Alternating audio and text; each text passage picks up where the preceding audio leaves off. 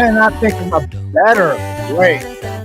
Cannot think of a better way to start a Sunday morning to talk than to talk football with my good friend Mike North. Mike, how are you, my friend? I'm doing great, Aldo. It's great to be here. Yesterday, a little bit of a mixed bag. I had Syracuse. They win that game.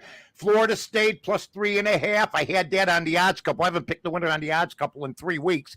They're going to probably take me out to the pier and say, just jump and see what happens. But 1-1 yesterday. Last week on the bar room, ladies and gentlemen, hello to all of you. I was 0-2-1. And then I also had the Steelers in the under, so I ended up 2-2-1. That was an easy game. I mean, not the Steelers. I knew the Steelers were going to lose 35. I said 38-3. They ended up losing 30. I mean, the final score was 38-3. I said it would be 35-0. I knew that was going to be a whitewash. So a mixed bag right now. Tough handicapping year so far for a lot of people. A lot of guys that I know are suffering. I'm suffering right now, but you just got to play it out. As far as everything else, it's great. I was out in Indiana this week. Took a nice leisurely drive to see my buddy Dan McNeil out there at Bridges. It was a great time. And I'll tell you what, a lot of fans out there, not only of the odds couple and of me and Mac, but brought up the bar room, brought up some of the people on the bar room. So it was a good time had by one and all, my friend. Except the Thursday night was ruined by the Bear game. You know what I mean? Was that one of the more frustrating games that you've witnessed as a fan of the Bears for what, 7 decades, maybe? One of them, one of the hundreds, one of the thousands. I mean, I'm looking up quarterbacks, and and I'm looking at all the quarterbacks that we've had. There's been many frustrating days because of our inability to find a quarterback, and when we do find a quarterback, our inability to put it together, get the right pieces in place, do what you got to do. It just didn't happen.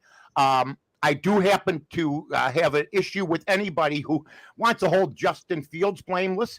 All the players walk out of the locker room, and if there's a rainstorm, they all get wet. Mm-hmm. They don't walk through and everybody gets wet. I'm drenched. And Justin Fields goes, not me. I didn't get wet one bit. Everybody holding him. Oh, they don't have this form. They don't have that form. They don't have an offensive line. They have an offensive line, folks. The best running offensive line I've seen in years. Okay? And they have a quarterback that won't get rid of the ball on time or will overthrow tight ends in the end zone. You cannot hold the quarterback blameless, but he needs help around him. But when there's obvious plays that have to be made, I mean, I was hearing the tight end was slow. No, he wasn't. He beat his guy by 2 yards. He was alone in the end zone. He overthrew him. If he hits that pass, different narrative today that we're talking about. But he's not hitting those passes. He's not coming through at apropos times. He's a hell of a runner. But you know what? He's got a 38 career rating. So things got to get better for him. We traded up for him, and we know what happens when you trade up for somebody. Mm-hmm. If the guy don't come through, he gets usually his butt kicked. But Justin Fields, he's going to come around. I saw David Kaplan's Twitter this week, and it said, would you rather see the Bears lose or would you rather see Justin Field do better? And, would you rather see the Bears win or Justin Fields do good and they lose? And 80% of the losers in this city said they'd rather see the Bears lose. I said, you know what? And Justin Fields do well. I said, you know what? If he's going to do well, they're going to win. Mm-hmm. If he would have done better than he did last week, we would have won. Mm-hmm. Getsy, absolutely good play calling, sticking to the run game. But the play call to try to throw the ball up the middle into the end zone, and it gets blocked in the air, that was a horrible play call. Mm-hmm. Throw it in the middle of the field in the red zone from 20 yards out. Horrible play call. So everybody had a hand. The running game is fantastic. The defense is fantastic. Mm-hmm. We can't take anything away from them, but you got to get better at quarterback. You got to get better with a little bit of play calling. They're sticking to their guns, though. I cannot believe Justin Fields wasn't at least challenged in camp. That would have made him a better player. I'm not talking hindsight. I said at the beginning, have the guy have a competition. They're going to see what they got. I saw a receiver yesterday, Gaddis, plays for Syracuse. Mm-hmm. About 6'3", maybe you could look him up. He plays for Syracuse. His dad played in the league. Gaddis is his last name, Aldo. Plays for the Syracuse Orangemen. Tall, quick. He's a receiver. But the Bears got to find out this year if Justin Fields is the guy that you start drafting pieces for. Yeah. Well, definitely. I mean, this is, I think Danny Shimon on our Bear football game said it the best. He goes, we should have all known that this was going to be a very difficult season because this is a rebuild. General manager. I don't buy that. We could be 3-3 if he hits that pass. Yeah, but it's still a rebuild. You've got a bunch. Why do we brand it that? Why do we brand rebuild for everything? The White Sox, the Cubs. The Cubs are the only rebuild in my life. That doesn't matter. Those are separate teams, different entities. Yeah, but that's your narrative on the rebuild. Why is there a narrative? Why is it a rebuild? We could be 3-3. If you let me explain, I will tell you. You got a brand new general manager, and he has traded away Khalil Mack. He's traded away veterans that could have helped you win this year, but he wants to start over, a brand new foundation. So he signed a bunch of one-year contracts. He's got over $100 million in cap space next year, but only like 30 players signed. He wants to tear it all down and build it all up. And so when you say, why not bring in a competitor to Justin Fields, he wants to find out if Justin Fields is the quarterback. He's going to throw him in there just like all the other rookies and to see whether they can sink or swim. And right now, it's not looking great, but there's still a lot of football left. That's a fair point, but I just want to know why Brian Daboll isn't rebuilding with a 5-1 New York Giant team. Why were they so bad last year, and all of a sudden you get a new coach and they're winning? They're not talking rebuild out there. They're not talking nonsense like that. I mean, every time no Chicago teams can suck anymore. If they suck, they're rebuilding, and they have an excuse for it. All I'm saying, El, is if the Giants were 1-5, they'd say, well, we're going through a rebuild. They're 4-1, 5-1. If Fields hits that pass, and that was the worst play of the game, we're 3-3. With a Green Bay team that's vulnerable, Detroit stinks, and Minnesota's on the road today in 90-degree weather at Miami. I understand you could rebuild, but you can win during a rebuild too. And I just thought we lost an opportunity. If Danny's going to say he overthrew because we're rebuilding a tight end, I'll say that's ridiculous. He's a guy we traded up for that's supposed to make other people around him better as much as they're supposed to make him better. And he didn't make that tight end better by throwing that ball over his head. That's all I'm saying. If he hits that pass, man, the narrative is, boy, this Fields clutch. Unbelievable. Instead, we lose, and then we can just say, well, we're rebuilding. No, we should be 3-3. In my opinion, we should have won that game by 10 points, I thought, and we just let it slip through our hands. And I just want to say this about that running back from Washington. That kid that got shot, Robinson. Yeah. Guy got shot 3-4 times. I know. The last week of August, and he came back faster than most of the White Sox players. Tim Anderson he came back faster than Tim Anderson never came back. Tim Anderson hurt his hand. This guy got shot 4 times. He's running up the middle against the Chicago Bears. In the meantime, we got guys with sore legs. I mean, it's unbelievable. How you doing, man? You seem a little stiff. Yeah, I got shot 4 times in August. I'm running against the Bears this week. How's Tim Anderson doing? His hands still bother him. Unbelievable. That's funny. Actually, players coming back from gunshots faster than players come back with sprained wrists. All right, I got to ask you this. Trent Dilfer does a weekly show for one of the radio stations in town, and he said that pass to the tight end, you cannot blame it all on Justin Fields. His rationale is that the tight end is running, and when you on a play like that, the belt buckle of the tight end has to be facing the end zone as opposed to running sideways like this, because now he's shuffling down and slowing down as opposed to running straight, and that timing of the pass is disrupted because the tight end is shuffling and not running. Your thoughts? Wide open. Like 3 yards. You got to hit that pass. Trent Dilfer, maybe Harkin, and Trent Dilfer's a Super Bowl quarterback. I respect the hell out of him. But you got to hit that pass. Yeah. These are excuses given to a kid for some reason. I don't understand why. These are excuses. That's an excuse. And then, Justin's even mad about it. He goes, I'm tired of coming close. Well, hit the pass. Hit the pass. You got guys like Trent Dilfer, who I respect, but he says he's graded probably as high as any quarterback he's ever graded. I'll trade Fields for Danny Jones right now. And you can take the high-graded quarterback, since that's your stance. Now, we're going to see what happens next year, like you said. That was a fair point. Okay, but what happens if it's a quarterback? I agree. What happens if it's a quarterback? And here's the deal. I didn't say you had to bring in a guy. They wouldn't let Nathan Peterman compete against Justin Fields. Give him the job. And you know what? You're a new regime. You take on somebody else's stuff. Okay, we understand that. We understand that. But you don't have to settle. You should have a competition for a quarterback just like you do for everybody else. But Richard Sherman says this week, you got to roll him out. Richard, you won a Super Bowl with a pocket passer named Russell Wilson. Okay? And when he ran out of necessity. And you want him to roll out and cut off half the field, which would be unbelievably beautiful for a defensive great back like you were. Let the quarterback take away half his field. We'll roll with him. I'm Richard Sherman. That's what you want, Richard? You would have never won in Seattle. You would have never won in Seattle. And then I hear LeVar Arrington, all these guys making excuses for just Justin Fields. No, you got to hold responsibility. He gets wet in a rainstorm like the rest of the team. We're not blaming him for everything. But this nonsense. I mean, even your explanation was good from Trent Dilfer, Aldo, but it was like a minute and a half long. He don't protest too much. You got to hit that pass. Any quarterback that played in the league, including Trent Dilfer, and I'll tag this.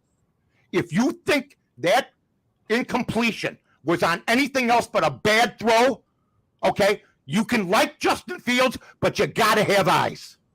It was wide open. He was open. I talked to Carmen. We were sick about it. I didn't know that it wasn't his fault.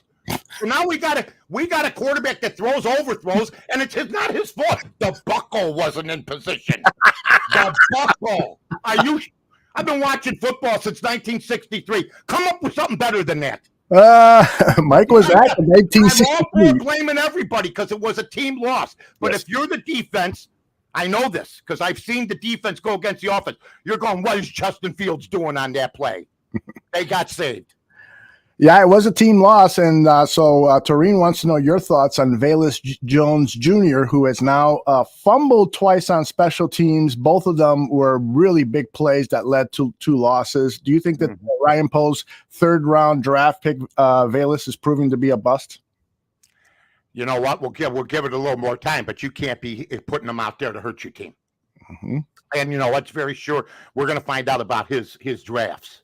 Okay, but yeah, it's bad. You can't do that. That's not good on the resume. I look at what these guys are doing, and I look at this team. I think they play hard. I think Justin Fields, with all due respect, takes a beating too, sometimes because of the line, sometimes because of him, sometimes because people can't get open. I give him credit for being tough, but you're not going to stay in the league talking about fumbles and interceptions when, like this year, you got 5. You got a ton of interceptions and fumbles in your career already. So you got to start holding on to the ball, making right decisions. And we'll see what happens. I mean, I want the kid to win. I have the over 6.5. I thought I was going to be almost halfway there this week. I thought I was going to be almost halfway there. And the failure to execute on offense by everybody involved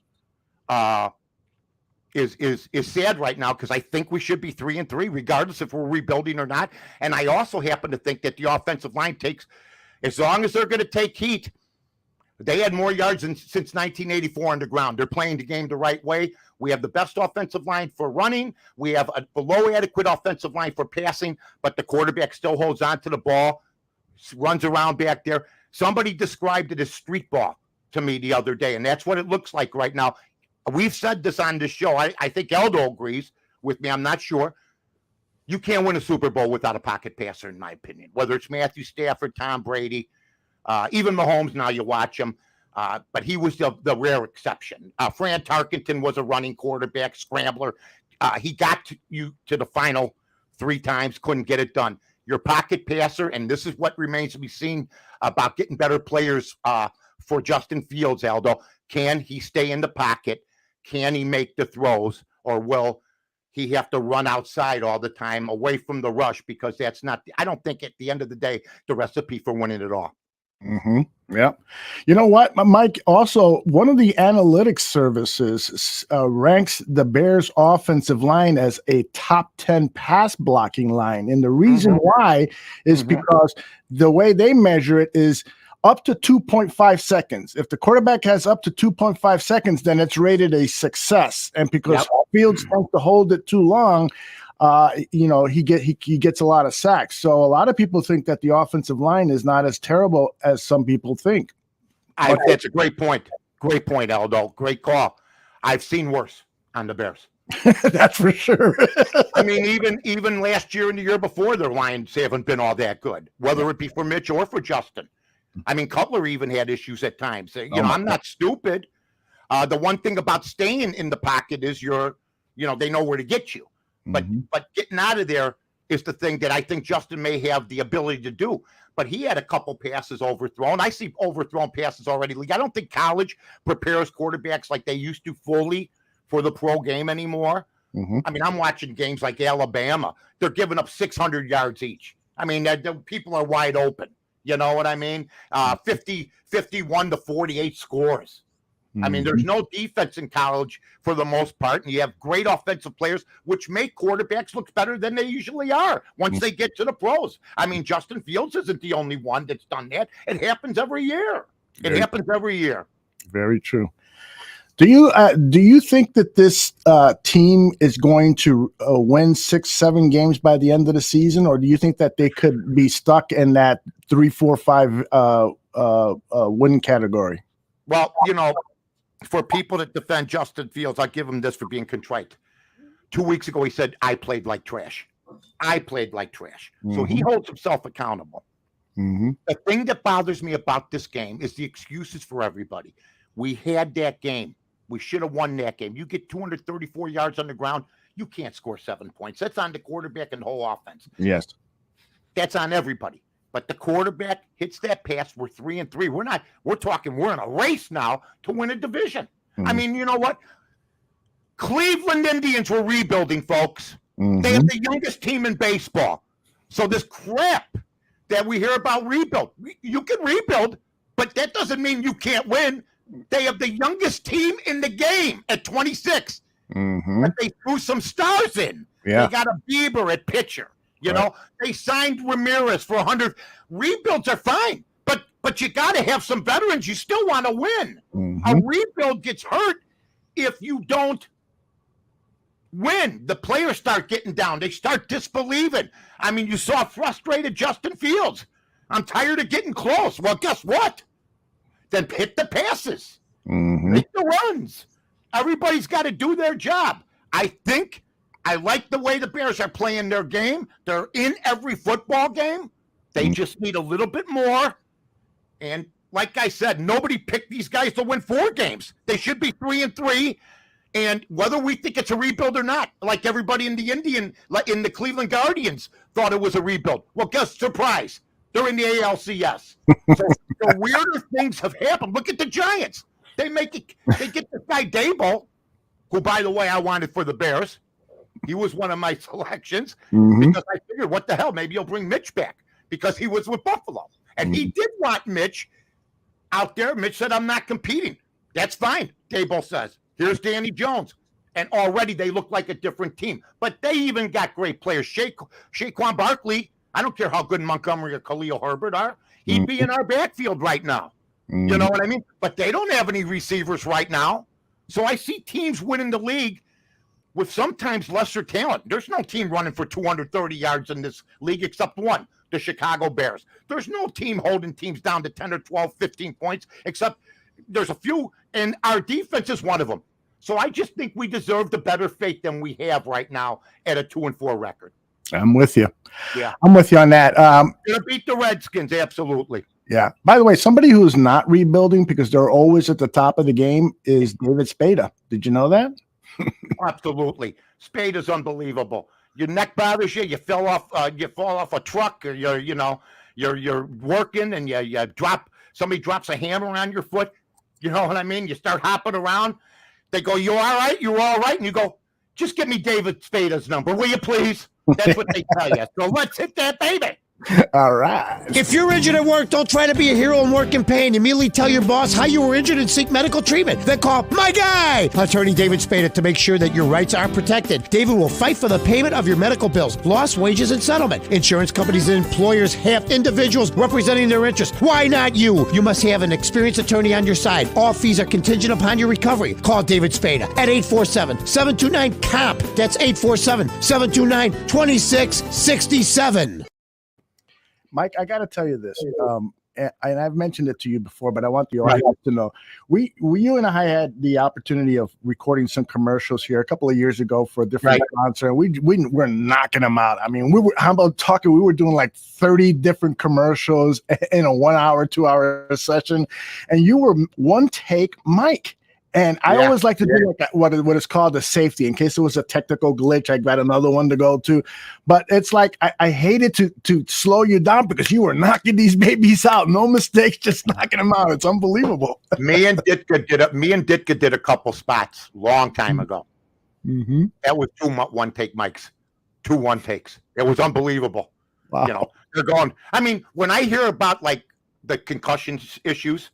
And then I actually see the helmet Ditka played in. He should have been dead 30 years ago. The helmet is like molded onto his head. It's got one bar. There's no cushion. It's just like somebody put a pot, like your mother or a pot, and they put a string around it. They took the handle off the pot and they said, "Good luck to you." They painted a stripe down it and said, "Go." By the way. I gotta take it. Dan McNeil asked me for some stories, and he said, "What's the most outrageous thing you've ever done, or you've ever seen from anybody in the professional ranks?" And I said, "Well, 9 of the 15 I'm thinking of were by me, but that's beside the point." So my favorite story, one of my favorite stories, I didn't tell Danny this, was after we're done at Ditka's on Cumberland, the first 92, the first year of the Ditka show, whatever it was, 92, 93. Afterwards, Ditka goes, "You want to eat? We eat in the dining room." I go, "Yeah, who you got?" He goes, "Well, Diana's here. And, my attorney, Mike, is here, and his wife, and BB will come." You said, "We'll just eat there." I go, "Fine." Mm-hmm. So after the show, everybody clears out. People stay in the bar. We go to the dining room. It's like 8 of us sitting at a long table. This is a great story. And if Mike doesn't like me telling it, too bad. It's great. I can't help it. You're starting to look like Hemingway anyway, Coach. So I'm sure that Papa. I call him Papa now. So we're sitting there, and we all order. So we're all talking, small talking. Ditka and Diana are there, and they start arguing. "Oh, you're crazy. You're full of it." "No, you're full of it, Mike." Like that. Yeah, Diana's great. And Mike goes, "That's BS. That's BS." So they're getting a little bit loud, but not bad. And we're on the other end. So everybody's pretending. So Mike goes, "All right, I'll be back. I got to go to the bathroom." He goes to the bathroom. Mm-hmm. 15 minutes go by. 20 minutes go by. Oh, my goodness. Is somebody going to check on Mike? Manager comes in. He says, "Listen, Mike went home." And he wants to make sure somebody could give Diana a ride home. He was pissed off about something.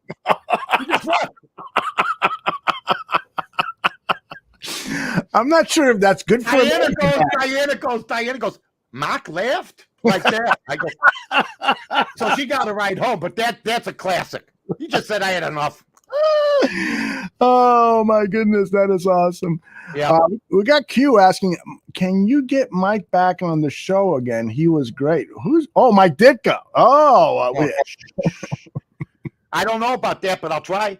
Yeah, if I can get Mike, you know what? He's so out of the scene now as far as that goes. Yeah, he is. Who doesn't love Ditka? Everybody loves Ditka. Come on. If you don't like Mike Ditka, you don't like competitors, you don't like success stories, you don't like really a blue collar guy. From Pittsburgh, from Aliquippa. Come on. Well, Hey, before we look at some of the other games, I got a couple of more Bears questions for you. One is the trade deadline is November 1st, so we're talking about 2 weeks from now. Do you think that the Bears should be selling now? So, for instance, Roquan Smith, if there's a team that calls and says, hey, I'll give you Chase Claypool, or I'll give you a couple of second-round picks, or whoever, would you entertain that if you are the general manager of the Bears? I'd probably wait till the season's over for everything. Like you said, they have a bunch of contracts that ain't worth a damn anyway, although they have a couple decisions to make, including Roquan. I say the Bears are in the Stone Ages when the guy holding out is a linebacker, you know?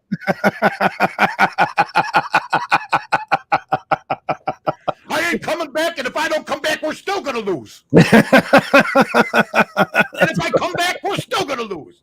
Not a quarterback, not a running back, not a stud wide receiver. No, not a kicker that can put it through the goalpost. Not one that can hit 165 yards into the end zone on a kickoff so they can't return it. No, not a defensive back, okay, who had 10 interceptions the year before. A linebacker. Everybody else has quarterbacks wanting more money and running backs. We got a linebacker that when you're paying a linebacker more than anybody else on your team, you're not going to win. You're not going to win. I think linebackers are easy to replace. Not as good as maybe him, but you can put a system in place where it's a collective unit, and he's part of the linebacker's part of the deal. Quarterback, wide receiver. You just heard me. I want this kid Gaddis. I don't know if you checked him out on Syracuse. Outstanding kid. His dad's got NFL pedigree. I watched him yesterday. Hands of gold, wide open. They can't cover him. It's Syracuse. Yeah, they're 6-0. They were 1-10 2 years ago. This kid shows up. Dino Babers got a nice little thing going there, but this kid Gaddis is the guy I want. Whether we have Fields back or not, we need a receiver. We need a stud receiver, which will make Mooney better if he stays. There he is. There he is. Grande Gadsden the second. Hello. Nice. Yeah, I want you. Let's look at his dimensions here. 6'5", 216 pounds. Hello. I'd love to see what his 40 is, but we won't know that for a while. But yeah, he's got his 40. I'll tell you this. I don't know what it is, but they were chasing him. They were chasing him yesterday, and it's about moves. Mm-hmm. It's about hands, and it's about throwing. He caught a ball. They threw it up in the air. The Bears don't have a guy you could throw the ball up in the air to. Mm-hmm. You know, they don't have a guy that you can out battle a guy for. They did. Right. Like Eldo said, we had all sorts. That you almost want to say that Bear team, if we had kept that whole Bear team together, we'd be doing well. But they lost their steam last year. Mm-hmm. I see Akeem Hicks is hurting again. You know what I mean? So that stuff, I give the Bears credit for this, Eldo. Mm-hmm. His dad was a stud for Miami, and that's why he's been coached up. Now, he plays indoors most of the time in the Dome, and he's from Fort Lauderdale. Mm-hmm. So he better, if he's, but he's playing for Syracuse, which means he alone has to, even just when he's going to class in another building, has to walk out in cold weather. Mm-hmm. So he's not, he didn't, I don't know if he goes there, if it's an outdoor stadium in Syracuse. That would be cruel, even though Jim Brown and Floyd Little and those guys, Ernie Nevers, played on it. But this kid's the real deal. So I watched him yesterday. I go to Beeb. I go, Beebe, you see that guy there? I ran it back. I finally learned how to do that with my TV. I ran it back. See that kid there? She goes, yeah, that's who the Bears should go after. Wow. You know what's interesting about the stadium that Syracuse plays at? It used to be called the Carrier Dome for 10, 15 years and stuff. They make HVAC equipment, yet the Carrier Dome was not air conditioned itself. Yeah, that was a slight oversight. Yeah, that was a slight oversight. You know what I mean? It's like owning a roofing company, but having no roof when you walk into somebody's business. That's right. Business. Yeah, that wasn't good. You know what? I heard Miller Park isn't air conditioned in Milwaukee. Really? I'm surprised. You could look that one up. We're coming up with all sorts of things, folks. That's what we do here. Well, they play mostly outdoors. They'll bring in the roof only when it rains. So I can kind of see that. It's not called Miller Park anymore, right? They recently. I can't keep up. Yeah, Robert Quinn is a product of other people playing on defense. Robert Quinn is a hunted man now, where he was a forgotten man because he hadn't performed for the Bears his first year, and then all of a sudden he found gold. I think he's gone too. I think he'll be gone, especially if he has the year he's having now. Even though we don't see everything, the defense is playing great. So to signal out a defensive player with time left, he's like one game away from having 2 sacks and 3 tackles and a rush and this and that. So we don't see all the stats. There you go. John says that you probably think that the Bears have Fred Flintstone as the Bears general manager, given the prehistoric way. And I think Chris was the stadium. By the way, the uniforms were great. Did you like it? Listen, you know me, and you are the product of black and white television. Okay, the Chicago Bears and the New York Giants, notoriously, because it was black, have the most boring uniforms of all time. And they still do. They're nice, they're clean, but the orange helmets, man, they should wear that with the blue jerseys. Come back with the dark helmets with the white jerseys. Agree. But man, those orange, I loved it. The Bears finally had some pizzazz, some flash. They jumped out at the screen. I really liked the combination. I did. I really did. How about the Illini took something from that? Of course, George Halas has those colors because he went to the University of Illinois. So he just took those colors and brought them to the Bears, or the Decatur Staleys, as they were once known. Illinois is playing great too. Brett Bielema has done a great job. So we got some good football at least going on in the state right now. What do you think about what Chris asked here? About who you broke up? Chris is asking, have you ever had confidence with the Bears ownership? No, never. I've never had no confidence in their ownership. It's the front office that's been the problem. Ted Phillips is finally going to leave. He's going to retire. I guess he wasn't needed, or he's not needed for this Arlington Park project. He had to put the Jetsons with the Flintstones, with the archaic outside of Soldier Field, and with the brand new, but he got the job done, so he got a lifetime job. My famous story is, I know this for a fact, they called him to the McCaskey residence, and he thought he was on his way back in the day of being fired, and then he was made president, and he was put together to get the stadium deal. Wow. So, yeah, he turned out the whole thing's been a debacle with him as the president of this football team. Mike, did you bet on the Alabama-Tennessee game? No, but what a game it was. We just talked about it briefly earlier. Boy, the first 5 minutes I was sluggish, but now I'm like rolling down the highway. It's unbelievable. Sluggish? You come out of like a shot out of a cannon. McNeil says I gave 99%. I go, what you don't think I felt good? I love Danny. We talked a lot of Bears too, but Alabama. It's always good to see Nick Saban lose. I really love Tennessee's program. I always have, but they went on hard times. Who doesn't like the checkerboard end zone? I can't believe the stadiums that these colleges have, and we can't build a decent one in Chicago. It just boggles my mind. Unbelievable. That right there. I saw, and then they win and fireworks start flying off around the whole stadium. Yeah. I thought it was great for college football. It's great for college football. Alabama loses. I think they got to lose again.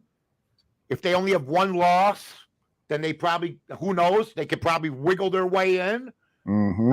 So I think, but it was great. It's great to see somebody else. That's what they need in college football. I thought Clemson was going to lose to Florida State last night, and Clemson won again. Dabo Sweeney doing a great job. Same teams every year: Ohio State, Clemson, Alabama. And what's happened is, in Georgia, that's why they're expanding the playoffs. Because Aldo asked me this one day. We bumped into each other. That's right. Over at the mall. Over at the mall. I go, hi, Aldo. How you doing? Hey, Mike. Who I was bumping in the mall. Yeah, I haven't been in the mall since the Brickyard opened back in 1980 or something. I used to hang out there. Oh, yeah. The Brickyard was great. It was awesome. Yeah, you walk one way, you run into the Irish. You walk the other way, you run into the Latinos, and you go to Reese Park, and there's 9 gangs of Italians waiting for you. Those were the days. That's the Brickyard, yep. That was the Brickyard. Nice mixture of people. Oh, yeah. I forgot my point, but anyway, I just see that Alabama. Oh, I know what I was going to make. So what happened was the reason they're expanding, because Aldo asked me when we bumped into each other. I spilled my coffee. I go, Aldo. He goes, sorry, Mike, but I was anxious to find out why you think they want to go to 12 teams, because all the top recruits were going to the 4. They were going to Ohio State. They're going to. Now you're seeing recruits with this no money. A&M gets recruits. Tennessee is now getting recruits. Do I like these athletes? Some of them making a couple $100,000. I don't really care. I don't think it's good for the game. I don't think it's good for them. But then I say to myself, why not? I would do the same thing. I don't care anymore. It's helping to even out things. There's no more. Here's my pitch. Here's a couple girls to meet you at the airport. Let's check out the facilities. Now we'll get you $300,000 of commercial money. Yeah. And that is going to even things out. But I also think going to 12 teams, Aldo, or doing it the right way, or to 8 teams, will expand players saying, now I can go to this school and make a difference and get them into the playoffs. Matthew Forchisi agrees with you. Says, great point. Hey, let's talk about see more of those, but I haven't lately. But thank you, Matthew. Yeah, come on, people. I want to get your thoughts on 2 or 3 NFL games here. I know Q from Cincy is in the chat room, so we got to talk about his Bengals. The Bengals are 2-3, and they play the Saints also 2-3 at New Orleans. The money line has the Bengals at -130, the Saints at +110. It is the Bengals -1.5 and over under 43. I have a feeling that the Bengals are going to win this game outright, and I'm actually going to lay a little bet on them to win outright. All right, here's what I'm going to do. I'm picking every game. Whoa!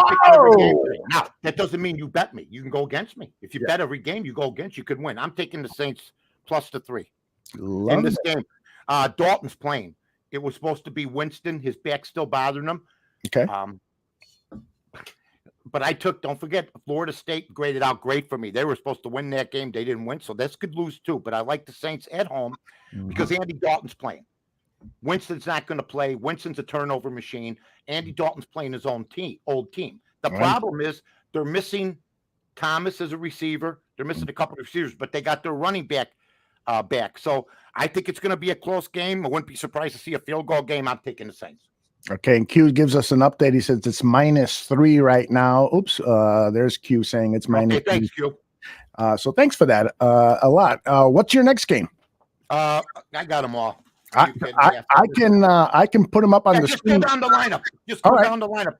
First one I've got up here is the 49ers at the Falcons. 49ers 3-2 versus the Falcons 2-3. The money line has the 49ers at -240. The Falcons at +196. The spread, Falcons +5.5, over under 44.5. I'll take San Francisco minus the 5.5 in this game. Atlanta's been playing good ball. Mariota's been playing good ball. In fact, you know what? I would take the money line, but it's too steep for people. Remember, you could bet $25. You cut that 250 -250 money line or 240 money line in the 4s, which would still leave you with like $60-70 if you lose on a $25 bet. But I like San Francisco minus the 5.5. Yeah, I'm with you on that one. Patriots 2-3 versus the Browns, also 2-3. The Patriots at +118. The Browns -140. That's the money line. The spread is Patriots +2.5 with their backup quarterback. The over/under 43.5. I'm going to take the Patriots plus the 2.5. It might go up to 3 by then. I'll take the Patriots. The Browns, they're still waiting for Deshaun Watson. Got a great team. Nick Chubb is a heck of a running back. Yes, I think you try to make the quarterback beat you. If Nick Chubb, he runs at 5 yards a carry. I know Belichick knows how to prepare for them. I do know that we got the Patriots next week. So the Bears got 10 days to prepare for a team that's playing this week. So it's incumbent on the New England Patriots. If they don't win this game, they will be an angry team getting ready to play the Chicago Bears. I'll take the Pats plus the 3. Excellent. Here's one game that I'm looking forward to watching today at noon. The Jets 3-2 versus the Packers 3-2. The Packers are coming in from London after a disappointing upset loss to the Giants. The Giants in that game. I had the Giants and I had the Raiders Monday night. So Nice. I had two bookend games and lost 3 in between to go 2-3 in this pool I'm in. But you know what? Green Bay did not ask for a day off. Usually they get time off after a bye. They wanted I guess they have the option if they want. Oh, really? I didn't know that. I believe the Jets are a 7-point favorite here, if I'm not mistaken. I'm taking 7.5. I checked this morning. I'll take the 5. I'll take the Jets. Yeah, I got the Jets too. I mean, at 7.5, it's hard to stay away from that. The Jets have won 3 of their last 4 games. Their passing attack is still a little bit suspect, but I got a feeling that they're going to go into Lambeau Field and surprise the Packers and at least make it close. I love the numbers on this game. I'm actually This is a game, though. I want to tell everybody this. This is a game I'm taking the Jets, but I pass on not betting it. Okay. I pass on not betting it. It's just one of those games. That 5 that Aldo's talking about is sometimes the enticement that may help you win, but it also may screw you. You see that 7.5, you go, they're only going to lose by a touchdown. They lose by 20. Interesting. Grades out to me the Jets, but I'm going to stay away from this one. The first 3, the Saints +3, San Francisco -5, and the Pats +3. I have more confidence in those. Excellent. Okay, Jaguars 2-3 versus the Colts. They're 2-1. The Jaguars are +110 on the money line. Colts -130 the spread. Jaguars +2. What do you think? I'll take the Colts on the money line. I think the Jaguars are a good team. I think Trevor Lawrence is on the come. I think the best thing they did was get rid of that Urban Meyer. I still got to look at that idiot on Saturdays. Why isn't he out of the game completely? God, what a pathetic human being that guy is. You know, and this is coming from a guy who's been a pathetic human being. A pathetic human being goes, he's a pathetic human being. Him and his crew cut and his nonsense. Oh, you're shooting a video of me? Come on over, girls.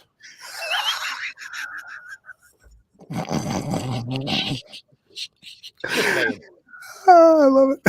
All right. Vikings are 4-1. They travel to Miami to play the 3-2 Dolphins. The money line says Vikings -175, Dolphins +148. The spread is Dolphins +3.5. What do you think? I'll take the Dolphins +3, but not with confidence. You know what? They're under third string quarterback, I think. Yes. You know? Yeah. What's the quarterback's name? Skylar something that's playing today. Skylar Thompson, a 7th round draft pick. Yeah. Yeah, I thought that was an actress from the Twilight series. I never even heard of the guy, for God's sake. Somebody goes, you know who Skylar Thompson is? I go, I think she was in the Twilight series with the other one. Skylar sounds like a stripper name too. Skylar. Yeah, Skylar. No, it isn't. Your name's Jane, and you're from Middle America. And you're on a pole right now. And you're working your way through college. Yeah, right. You're upside down on that pole.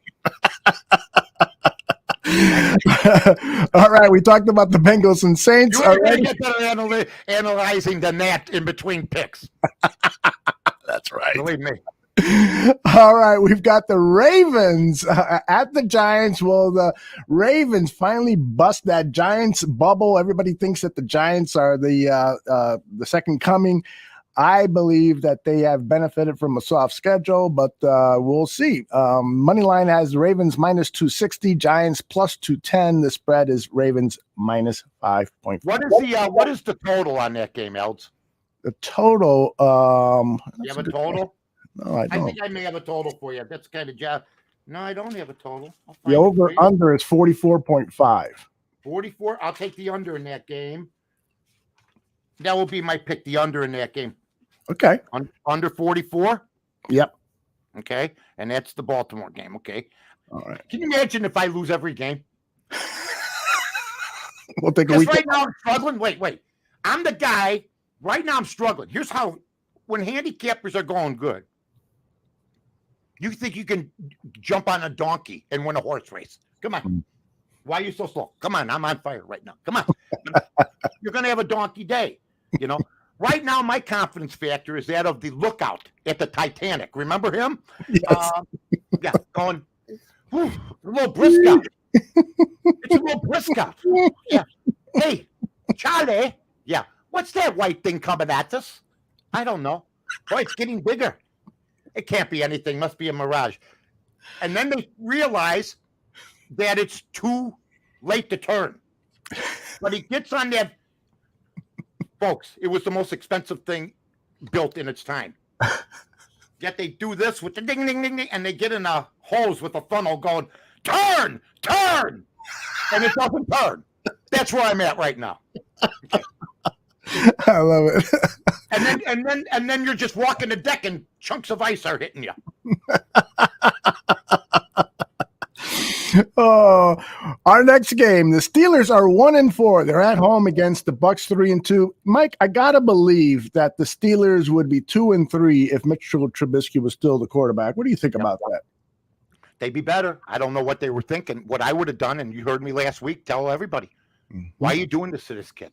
Why are you throwing him in against the Buffalo Bills? That's ridiculous. I called it. I said they're going to lose 35-0. They end up losing 38-3 or something. I called the score almost. I go, these guys all liked Mitch last year. They all think he's great. Now you're pulling him after 4 games. They're going to be pissed. And it's going to be like the Bears got when Buffalo walked in during the preseason last year and just beat the crap out of them in a preseason game that they wanted to kill Nagy and the Bears for doing what they did to Mitch. So the same thing happens. The same thing happens. They put this kid up against the Buffalo Bills. Wow. Tomlin never had to make a quarterback decision in his life. He had Big Ben. He had to make a decision. You know what I would have done? Played Mitch against Buffalo. If he doesn't perform, I would have had him finish the one game, played Mitch against Buffalo, and if he doesn't perform, have the kid ready. Don't throw him in a second half game at 10-6, and then play him against Buffalo where they don't score any points. And he had a lot of yards, but I watched the game. They're kicking the crap out of him. So the last quarter, they left 10, 15-yard cushions. He just threw out underneath, and he got a lot of yardage that way. That's where stats can lie to you. That being said, I'd lean Pittsburgh today. It's up to 10 points. Wow. So it went up to 10, isn't it? Is it still 10 up there? This morning, when I looked, it was 9.5. Yeah, it's up to 10 already. So I take Pittsburgh into 10. But this is a stay away. So I got 2 stayaways right now. Pass on the Jets, pass on Pittsburgh. And believe me when I tell you this, those 2 will win. The ones I want to pass on. That's the rule of gambling. If I don't start winning more soon, I'm going to start calling myself Marlin. And people will go, no, Marlin. After Marlon Brando? No, after the Florida Marlins. Marlin. Mike, one other point regarding Trubisky not playing against the Bills. To me, it seems like, he was the scout quarterback for the Bills last season. You think that, he would know this defense from Buffalo up and down and left and right. Why are you throwing a rookie against that Buffalo defense as opposed to a veteran quarterback who played week after week against that defense? Mike Tomlin would not be in the league if he didn't have Big Ben his whole career. That's all I can tell you. After that decision that I saw, what he did to that kid. And now maybe the kid will come back today. I'm hoping he does, because I took the over. Just like with the Bears. I took the over 7.5, and I took the Bears over 6.5. So this nonsense, you don't like Fields, or I don't care who quarterbacks. I want to win. That's all I ever cared about. If the Bears would have won last week against Washington, this whole town would have been falling all over Justin Fields, and I would have just said, we won. That's all that counts. And you know what? That's all I've ever cared about. I was born where I follow teams that constantly lost, but I'm a guy that always wants to win. I think maybe one day we should do a show, bring a couple athletes on. Okay. Where they don't know. We don't know what they go through. We don't. When they're in their hotel rooms, what are the Dodgers going through right now? They busted their ass to win 111 games. Yeah. They get into the playoffs and they lose. You know what kind of offseason these guys are going to have? I don't care how much money you make. I don't care. Look at these kids in college. Look at Oklahoma State. They lose yesterday. The pro athletes, when you have a pitcher that's lost 6 in a row, what's his mood like at home? How do these guys handle it? Because I don't get like crazy like I used to. Damn it. But I get very disappointed in myself when I lose. I get down on myself when I lose. I get sky high when I win. I got to imagine most major leaguers around it. What does a major league hitter go through? Yeah. Like Willie Mays was in tears when he was up his first 24, 30 at bats. He didn't get a hit. Robin Ventura One for his first 41 in the major leagues. What are you thinking? What are you thinking when you're on the road and you're sitting there in the room all day long trying to watch TV and you haven't had a hit since Christ was a child? You know what I mean? So one day I'd like to do more stuff. We never have gotten into the athletes' minds when things are going great and when things are going bad. It's a very, very good point. Yeah, let's get an athlete or two in here. I'd like to get a guy like McMahon on. Maybe we'll do that. Maybe do a forum. A guy like Ronick. Guys like that. What do you go through? Yeah, those are great guys to talk to on that topic because they've had. Well, let's see. We got the Rams, who are the struggling defending Super Bowl champions, are 2-3. They're finally going to meet a lowly opponent in the Panthers, 1-4. The money line is Panthers plus 360, Rams minus 480. The spread is at 10 points for the Panthers. I'll take the Rams minus 10. You know what's interesting? And by the way, Baker Mayfield, is he bad? Oh, is he bad? Yeah, my God. I bet him last week. I watched him. I was horrified how bad he was. I can't believe it. He does a lot of talking, man. Does a lot of chirping. He was bad. Yeah. So I'm going to take. I know they're going through flux, other thing. I'm going with the Rams. What do you think about the over under at only 41? What the heck is that? The Rams usually score 41 points themselves. I don't know. Here's what I'm going to tell somebody. Next year, Mitch Trubisky will be on another team. Because there's about 7-8 teams that need he's better than and Baker Mayfield's one of them. Oh my God. For sure. I agree with that. Oh my God, what I saw. And there's some other quarterbacks. I don't want to get into it, but oh my God. We're not the only team that's struggling, folks. That's for sure. With quarterback. We're not. Cardinals 2-3 versus the Seahawks, also 2-3. Cardinals at minus 145. The Seahawks at plus 122. The spread has the Seahawks plus 3. The over-under on this one is at 50.5. I'm taking the Cardinals minus the 2.5. Cardinals minus 2. I just happened to, and I know, they have JJ Watt. They have all this. They have their coaches doing just okay. Kingsbury, they got bailed out in one game, but I think they're a better team. Okay. And then the game of the week, the Bills and the Chiefs in this afternoon's nationally televised game. The Bills are at minus 140, the Chiefs plus 118, and they are at home. Yeah. At home. Patrick Mahomes getting points. Sort of like Brady getting points, I believe the Bills are a better team, but this is still surprising. Well, what's really amazing about the Bills, they're not like the old, remember the 85 Bears? You knew every player nationally. Yeah. Who's on the Bills? Josh Allen? Yes. Who's on the Bills? Really? Think about it. Name me 5 other players on the Bills. That's how great this kid is. I'm going to go with the points in Mahomes. Really? I can't. I'm going to go with the points in Mahomes. Unless people, I know Buffalo's got a loss. Buffalo's got a loss, but I'll go with the points. Okay. It could be a disastrous day for me. I might be calling Eldo later going, I quit. Let's take a week off. Yeah. What do you want to do, Mike, that would be more rewarding? Well, right now, maybe being shot out of the cannon without a net. I wish I had that video queued up. I went to the circus when I was a kid, and they shot the guy out of the cannon. Ringling Brothers, right? Yeah. Oh, my God. Right into the netting. The guy's flying through the air. I go, wow, crazy. That guy owns the Bears now, right? Yes. Eagles 5-0 against the Cowboys. This is the Sunday night affair. The money line has the Cowboys at plus 215, Eagles at minus 267. The spread, Cowboys plus 6, and the over/under only at 42. What are your thoughts? Eagles minus 6. They're the best team in the NFC right now. They run the football. They got a new coaching. They've had a new coach there. He's really good.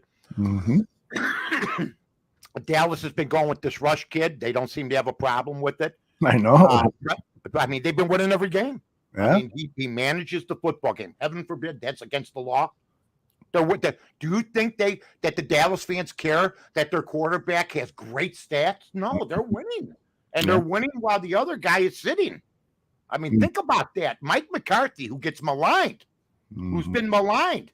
has done a tremendous job with the Dallas Cowboys in the situation. Their defense is second to none with Micah Parsons in them, second to none. I got it. Second to none. Wait, no. Back in the day. By the way, Jalen Hurts, the quarterback from the Eagles, to me, Justin Fields and Jalen Hurts, there's a story there. There's a correlation there. Slowly developing quarterbacks who have these multi-skills and so forth. I think Justin Fields could potentially follow this roadmap that Hurts is laying down. He just needs weapons, just like Hurts has been given weapons. So we'll see. Gotta hit, you know what? He's just got to hit a couple of those plays, and even without weapons, it legitimizes moving up for him.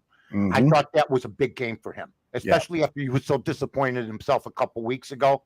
I really believe I want the kid to do well. I saw the beating he takes too. He hangs in there. So for him to keep getting up, I thought he was going to be down a couple times, but I hope he doesn't get hurt. And wherever he ends up going, if the Bears don't like him, I hope he succeeds. And if the Bears do like him, get him more pieces. There you go. Get him more pieces. But they got $100 million under the cap, so I'm anxious to see, because I don't think they believe in him, Aldo. I really don't. I don't think they completely believe in him as their quarterback. He wasn't their guy. But I think they're giving him every chance in the world. The play action's working better.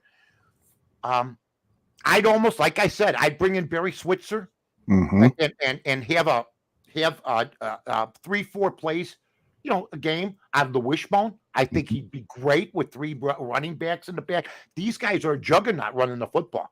It's a great Chicago Bear running game, like in the 80s.